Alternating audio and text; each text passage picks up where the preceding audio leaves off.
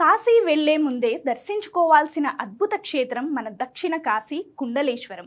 తూర్పు గోదావరి జిల్లాలో వృద్ధ గౌతమి నదీ తీరాన వెలిసిన ఈ ఆలయానికి ఒక ప్రత్యేకత ఉంది. సాధారణంగా నదులకు 12 ఏళ్లకొకసారి పుష్కరాలు వస్తాయి.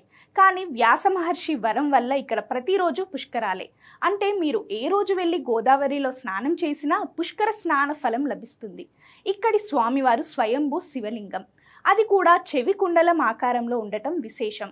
పురాణాల ప్రకారం మన పాపాలను కడిగే గంగమ్మ తల్లి తన కలుషితాన్ని వదిలించుకోవడానికి ప్రతిరోజు రాత్రి ఇక్కడికి వచ్చి స్నానం చేస్తుందట.